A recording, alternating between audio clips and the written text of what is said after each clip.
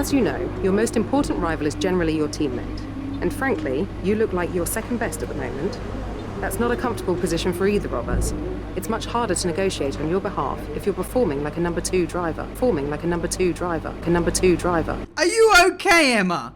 I have nearly double the points of my teammate, Daniel Ricciardo. You are my agent, and you are giving me an absolute bollocking. I don't appreciate that. Too much more talk like that, and you will get the sack. Yes, you've sacked me the best part of probably a dozen times now in the F1 games, but now I think it's time that I get rid of you. You're the one that's weighing me down. Anyway, Emma's got me on the wrong side of the... I've woken up on the wrong side of the bed today. Emma's pissed me off, and so here we are.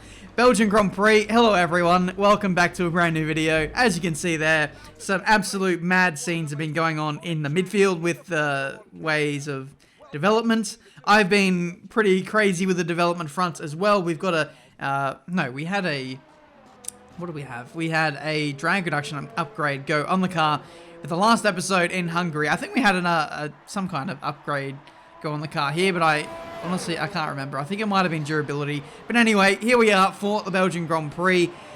I'm pretty confident in my pace in this one. However, there's a bit of an asterisk we need to put next to everything today. We will be starting from the back of the grid, as you can see by the title of the video, where we're down and out now on power unit components. We're down to our last set, and even the set that we've got now is, it's getting there at its age. We won't make it to the end of the season with the units that we have remaining in the season. So we will be taking a grid penalty here today so that we can, have amazing pace on the race day, and also heading into Monza. We just need a fresh power unit really to be within any chance of competing with the AI. But yeah, early doors, the pace is very encouraging, so that is really nice to see.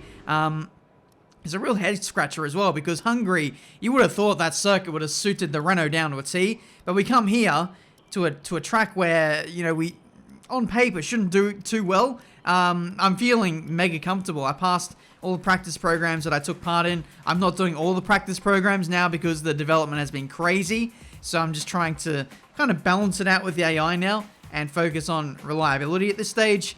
But the ones that I did take part in, I passed quite comfortably, so that was nice. All the new power unit components are now going in, so yeah, we will be taking a hefty grid penalty for the start of this Belgian Grand Prix, but we will still qualify, so let's do that. It's qualifying time at Spa, one of the mightiest tracks on the Formula One calendar. Long straights, up and downhill, Eau Rouge as well. This track isn't for the faint-hearted. Okay, so we might be starting from the back of the grid today, but that doesn't mean we're not going to go out there and set a qualifying time. I do want to see what the out-and-out pace is, see whether I do need to balance the difficulty heading into the race. It tends to be what I do. I base it off of qualifying, but at the moment I think I'm running 106 or 107.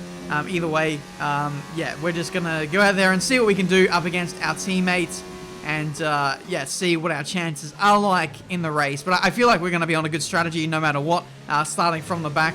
Very, very easy to overtake around the Belgian Grand Prix. We come across the line and we actually match our teammates, so that was quite nice actually. P4 for qualifying. Take that with a grain of salt though, because Hamilton and Leclerc were on medium, so realistically I think we probably get knocked down to P6. But interesting to note that we're naturally faster than Red Bull. Max Verstappen didn't make it out of Q1. He put on the mediums but couldn't clear the bottom 6, so he will be starting from the back with me. Devin Butler qualified on softs in Q1, so he played it safe and managed to get himself out of there. So yeah, I actually contributed to Max Verstappen not making it through, because I think he only missed out by 1 place. So yeah, we kind of screwed over Max there, so that was kind of nice. But anyway, we're heading into the race now for the Belgian Grand Prix. Fresh power unit components all round, so straight line speed, prowess is going to be amazing. We're going to be on a good strategy starting on the mediums. We'll be able to do the one stop, and I'll be going full attack from the outset. Who doesn't love the Belgian Grand Prix? It's the race, of course, that gave maiden pole positions to the Jordan and Force India teams, with Rubens Barrichello and Giancarlo Fisichella respectively. With the race minutes away from starting, here's what today's grid rundown looks like. Valtteri Bottas lines up on pole position, and starting alongside him P2 is Sebastian Vettel. Looking at the rest of today's grid, we have Leclerc, Butler, Daniel Ricciardo and Hamilton. They've taken a grid penalty. Perez, Weber, Russell and Lance Stroll, Grosjean, Sainz, Lando Norris and Kubica, Albon, Fiat, Kimi Raikkonen and Max Verstappen, Giovinazzi and Day. And now it's time to head down to the track. Okay, be wary of the cars ahead braking suddenly into one. We could ruin our race if we hit them. Good luck. Thank you for pointing out the bleeding obvious. Cars do brake as they approach corners. That is handy to know now that I am a Formula 1 driver. But anyway, we are here for the Belgian Grand Prix. Interesting looking grid. Yeah, Renault has pace. Butler's up in P4, our last race winner from yesterday, and we are starting from dead last here in this Belgian Grand Prix. We're going to flip the strategy. We're going to start on the mediums and go to the softs so that we can go for the fastest lap and get an extra point that way. Don't know why Renault didn't think of that one. I should be the head engineer. I should be the... it's basically just a one-man band here at Renault. Like, my agent sucks. Who else is there in the team? Bloody Carly can't develop an upgrade without it failing. I should just run Renault by myself, and I should give the whole budget to myself anyway, because no one seems to be competent like I am. I should do my pit stops too. Alright, enough of that jazz. Let's get ready for this race. 5 red lights. Let's play this calmly. Let's get through the start, and away we go. Looks like a pretty even start for the guys up the front. So it was nice to have a look at them for a brief second, but now it is go time for us. Around the outside of many cars. Let's see if we can make this work for us. This is turning into a bit of a signature move for me now. Because the AI is so aggressive this year, they're always looking for the inside.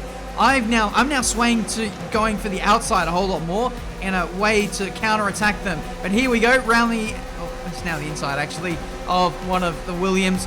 We're going to see if we can slide past Kvyat as well, as there's many cars looking for an avenue past each other on the run into Lecom. You can see them slowing each other up quite massively. Let's see if we can take advantage of someone getting squeezed off, pushed wide, whatever. Again, Grosjean, we're going to try and hold it around the outside here as they just try and go defensive, try to hold ground. We take the racing line, and now we're going to do the switchback up the inside and into P15. So a nice start so far in this Belgian Grand Prix. My initial target is Max Verstappen, to make sure that I'm progressing faster than what he is, and then eventually, maybe later on to the Grand Prix, I think we might be slipstreaming each other and what have you to get our way, through the field. This is going to be, a slipstreamy kind of race, and Monza will be too, but this is just practice for Monza, essentially. So yeah, let's hope for a good race. The drag reduction upgrade that we did put on the car is crucial to our pace around this circuit, and also Monza as well. I'd say it's arguably more important than doing engine upgrades, because drag reduction is what gives you your top end speed. So anywhere from 7th upwards in terms of your gear selection, from then onwards, it works for you so much. Your engine can only do so much for you. It gives you the initial acceleration, but it's the drag which really holds you back. It'll stop the engine from working as efficiently if the drag is bad enough, essentially, on your car. But anyway, I feel like we're quite slippery in a straight line, at least at the top end. Our acceleration probably isn't the greatest, and that's something we will need to continue to work on throughout this career mode. But top end, I feel like we're quite good, and overtaking today will be a strength for us. But anyway, Carlos Sainz looking a little bit slow on this first stint of the race. Everyone on softs here is going to be quite slow. Their tyres will literally turn into cheese like we saw in the last 2 rounds of the championship.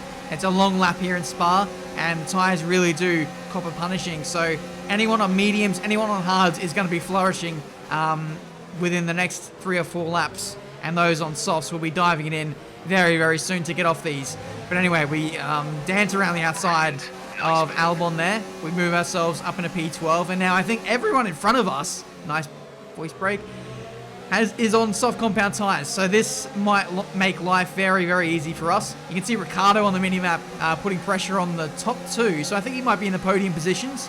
Don't quote me on that, but he's looking quite strong pace-wise. And so are we in a straight line. Overtake mode is engaged. We might go for a dive up the inside of Lando Norris. I could have gone for the move on the Force India driver as well, but that would have been a bit risky. I just thought I'd be patient. We have a fast car. There's no need to risk the front wing in a 50-50 move when we know that we're going to get through the pace, through the field so well anyway. If we were slow, I probably would have considered the double dive. But anyway, trying to look after the engine on this Camel Straight.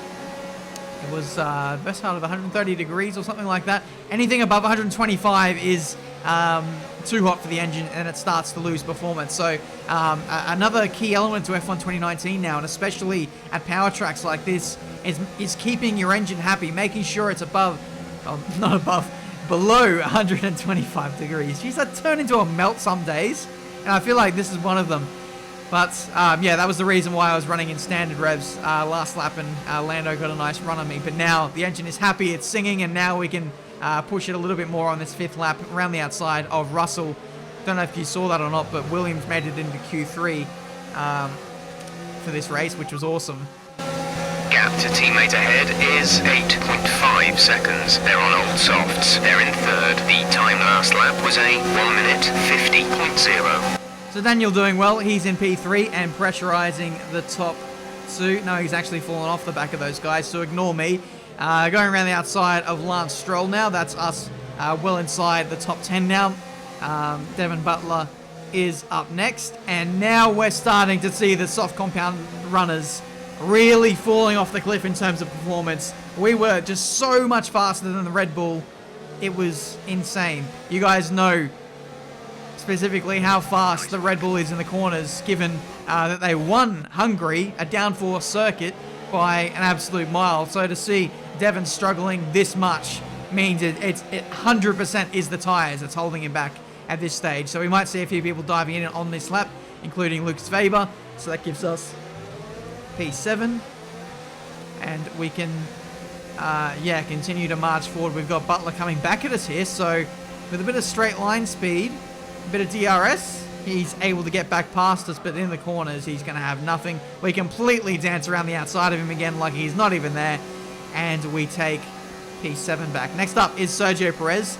This is going to be a move that I'm actually not looking forward to making, to be honest, because we've caught him at the worst time. The Force India isn't the greatest through the corners, and the Racing Point is not as good through the corners as many other teams in its category, in its class, but it's going to be quite fast in a straight line, so overtaking this guy is going to be quite difficult. You can see as we go through Pouhon now, blocking us, not blocking us, but just holding us up quite a bit. He's going somewhat defensive into this little S curve, and so we just have to bide our time.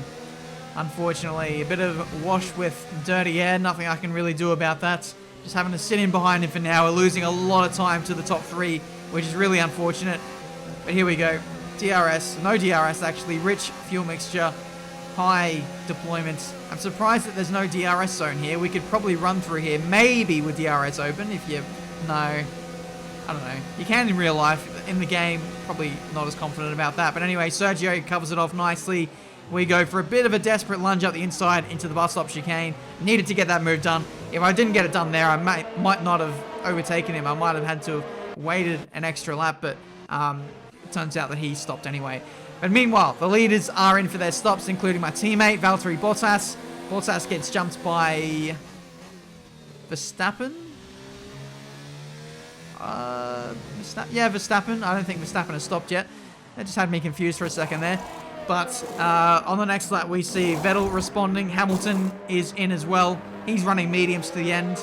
Be interesting to see if anyone goes hards to the end of the race. If they go hards, we might be able to have quite the tasty advantage on them towards the end of the race. But looking like everyone opting for the same strategy as us, just in reverse of what we're doing. So to some degree, tyre wear isn't maybe as harsh as what I thought it would be.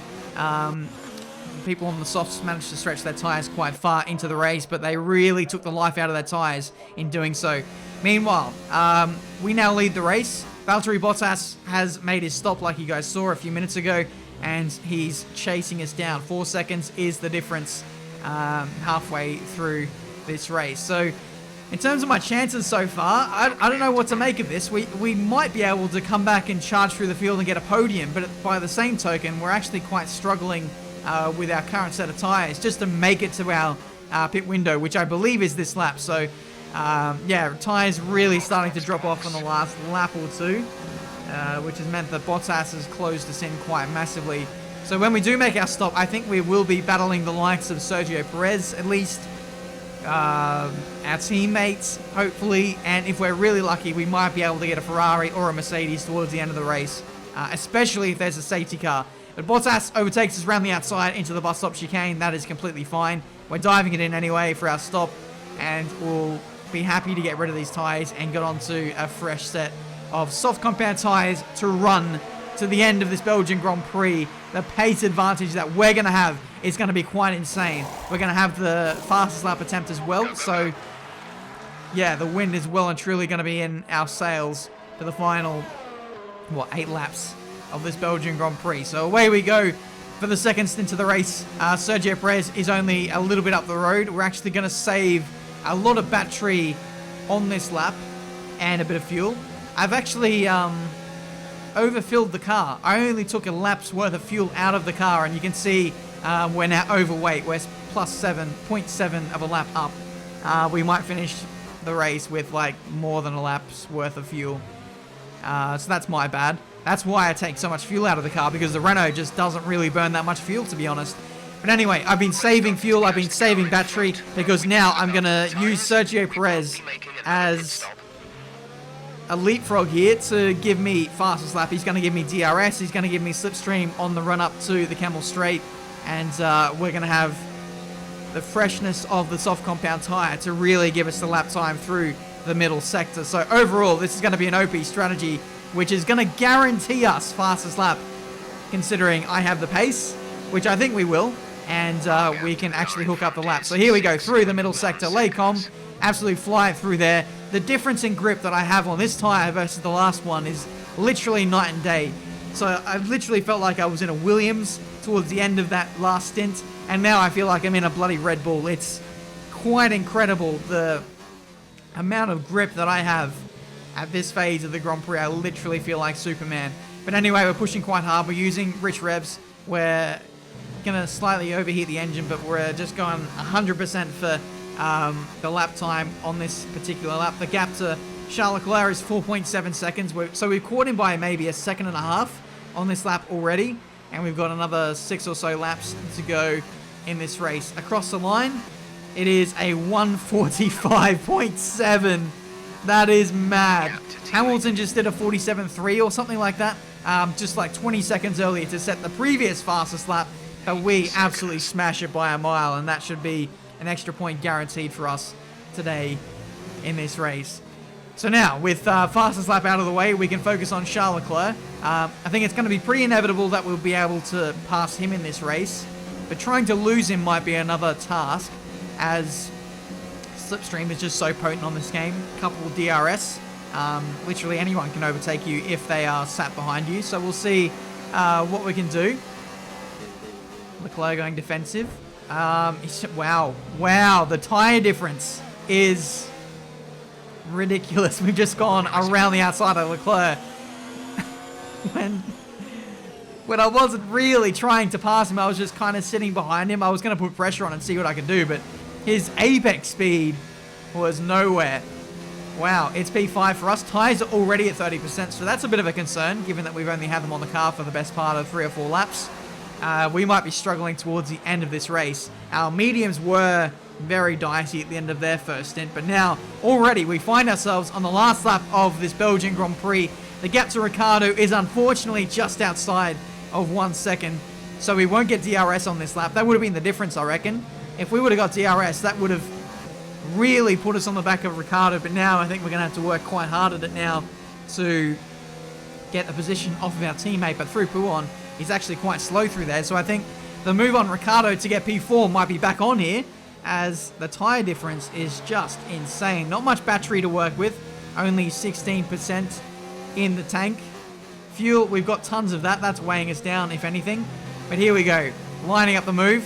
5/10 is the difference between myself and Ricardo. Unfortunately, no DRS on the run-up to Blanchimont, so we're going to have to get this done with slipstream, with straight line speed, and maybe a bit of bravery under brakes as we head into the bus stop chicane for the last time. Valtteri Bottas has won the Belgian Grand Prix. Who is going to win the race between the two teammates in Renault? It looks like it's going to be Daniel Ricciardo today, just by literally a couple of tenths. Can't complain about that one. That was an excellent drive. And I can see the drivers starting to approach the podium for the victory celebrations. A real team victory today. Everybody played their part. Congratulations then to Mercedes, your race winners today. So a bit of a fight back from Mercedes today, getting a double podium. Charles Leclerc, who is our championship leader, not a good race for him. He got bested by us. So a lot of points lost for Charles. To be fair, Mercedes needed that. Hamilton, who was second in the last episode, he had a DNF. Charles Leclerc gained some massive points, and now it's been a bit of a balancing act in this one. So the championship lives on. The gap is 19 points. So Valtteri overtakes his teammate to move into second. Yeah, 19 points separating him and Leclerc. But it's still very close for Mercedes, though. So they have a decision to make as to which driver they push for the championship in the final 6 races or so. But for us, another good gain of points. For the second race now, Daniel has beaten me. So he's getting a little bit of momentum. But I feel like, as a team, Renault is just on the up. And I really can't complain about that. Ricardo literally only just beat me. I feel like maybe if I wasn't screwing around with Sergio Perez on my outlap, and if I would have just overtaken him straight away, that could have been the difference. I might have been able to be close enough to attack Ricardo. So I've sacrificed 2 points to gain one point, maybe. I don't know. But hey, good amount of points for Renault, and I really can't complain about that. Upgrade-wise, we did an upgrade for... I'm going to have to go back here and have a look. I think it was MGUH. So that'll hopefully mean that the engine isn't overheating as much, and we can, get through Grand Prix a little bit easier. Maybe use rich revs a little bit more. We'll have to wait and see, but hopefully that can help. We unfortunately don't have any more resource points available to do another durability upgrade. So again, we're going to go for performance, and this time it's going to be a weight reduction upgrade. Heading into the Italian Grand Prix, weight reduction is very, very good. Doesn't matter what circuit you're going to, weight reduction will help. But I'm more thinking about the Singapores, the Japans of the world. That upgrade will help more of that circuit as opposed to Monza, but it'll still help there anyway. But that's it for me today, guys. Thank you so much for watching. Confidence is very high now heading into the Italian Grand Prix. I actually feel like we're going to be more strong at Monza as opposed to Spa, because Monza, I just have a bit of an affinity with that circuit, so I feel like a good result might be on the cards. But that's it for me today. Thank you so much for watching. Until the next one, I'll see you next time.